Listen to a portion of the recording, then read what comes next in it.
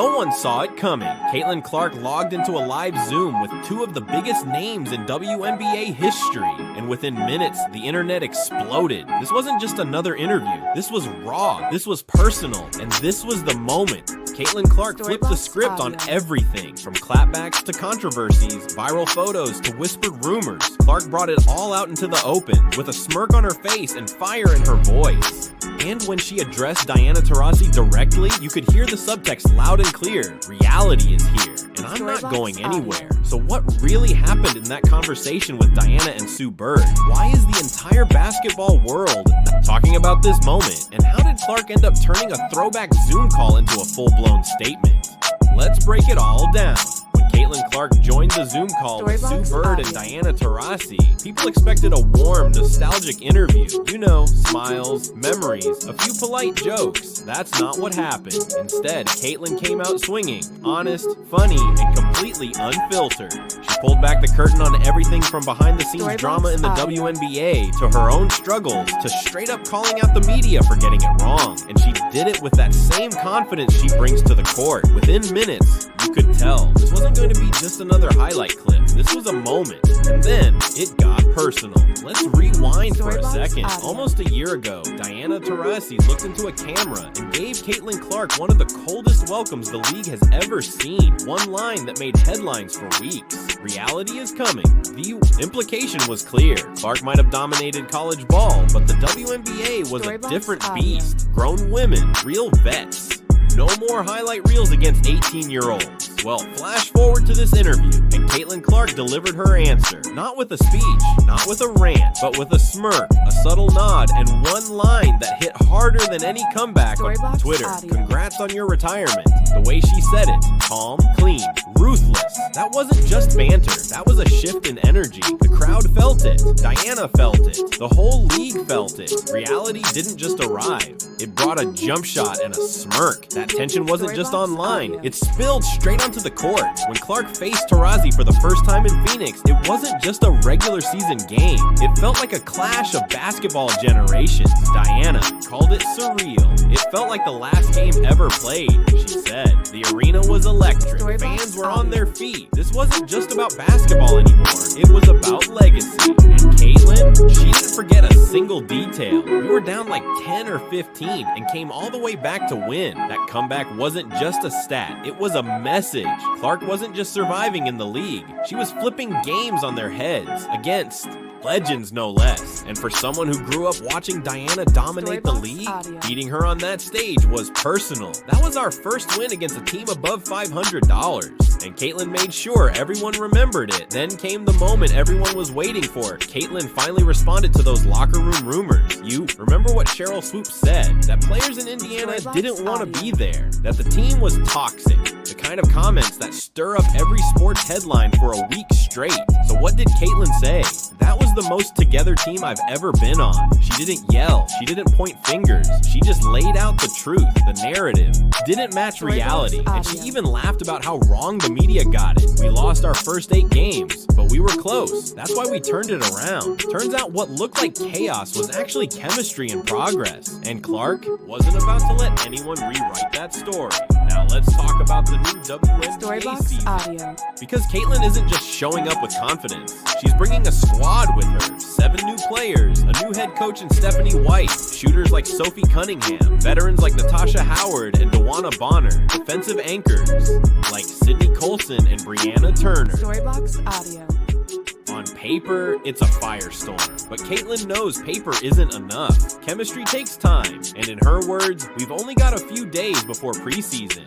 Still, she's embracing the challenge. We added a lot more experience. That's what we needed. The WNBA better be ready, because this isn't the same young Fever team from last year. It started with a photo, Caitlin Clark standing on the sideline, casually holding a water bottle, and suddenly the internet lit up.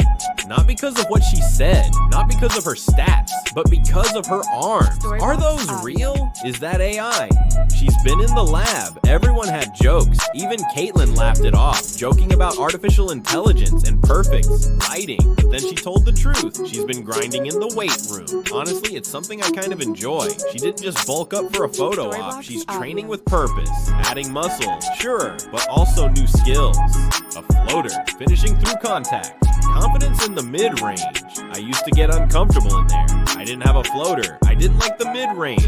So now I'm working on it. That's not maintenance. That's evolution. Caitlin isn't just prepping to hold her ground. She's prepping to dominate. If there's one coach who's given Caitlin Clark headaches, it's Gino Auriemma. She's played UConn 3 times, each one a battle, and every time Gino brought the smoke. They always had the best scouts against me, she admitted. You could tell how smart he is. It wasn't just great defense, it was calculated traps, surprise switches. Storybox audio. Thrown at her from the opening whistle. I'd walk into the game and be like, come on, drop coverage again? And it wasn't just annoying, it was effective. Especially when Nika Moole was on the floor guarding Clark. But like it was a personal mission. She picks you up 94 feet. She's in your grill the whole game. What made it worse? Gino always had something in his back pocket. A late game switch, a surprise rotation, a new look you weren't ready for. It was chess, and Caitlin respected every minute of it, even when it drove her nuts. Of course, it wouldn't be a full-circle WNBA story without Paige Bucher. When asked about her, Caitlin's tone shifted. Less fire, more admiration. Her poise, she said instantly. That's what'll translate best to the W. Coming into the league is chaos. New city, new teammates, new systems. And everyone expecting you to be a star from day one. But Paige, she never looks rattled. That calm, that maturity, that's what makes her dangerous. She can score at all 3 levels, and her mid-range is one of the best I've seen. That's not just a compliment, that's respect from one killer to another. And Caitlin isn't just watching Paige's game, she's watching where she lands. Honestly, she'll fit right in, and they should probably move every game to a bigger arena, because Paige has that kind of draw. That's not hype, that's a scouting report. From someone who knows exactly what it takes to break into the league and make it shake. Now let's lighten it up, because if you thought this Zoom call was all fire and legacy talk, you clearly haven't seen what happens when Diana Taurasi starts talking about refs. She brought the receipts, literally. Diana once picked up a tech in the first quarter and another in the third. And that was that. Storybox audio. Time to go home, she said. I chilled in the locker room. We still got the win. Sue Bird claimed she was practically a saint, barely any techs in her entire career. Caitlin? Storybox Not audio. so much. I got 6, and half of them weren't even for talking to the refs. She broke it down like a checklist. 1 for slapping the stanchion, 1 for a stray elbow, a couple for reactions. Yeah, those side techs. Just look away, go call the foul. The whole Zoom was cracking up, but even in the laughs, you could feel the fire underneath. Clark knows the eyes are on her. The expectations, the leadership, the line she has to walk between passion and control. When asked to set the over-under for this season's text, she said 2.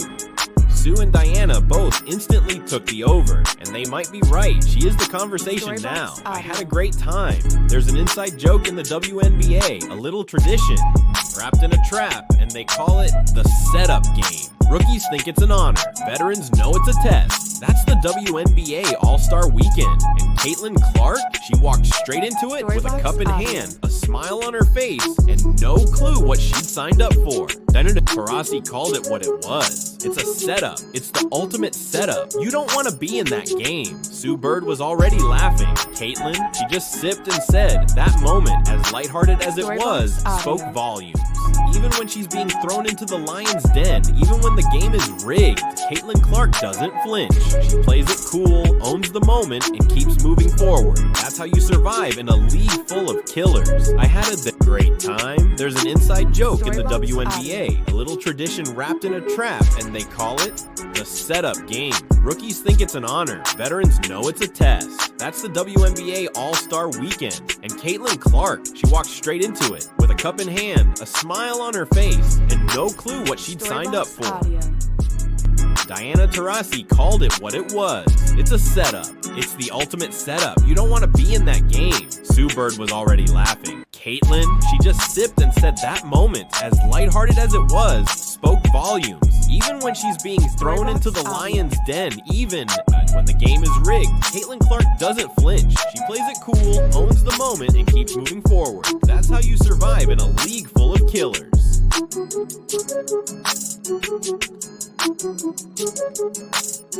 Storyblocks Audio.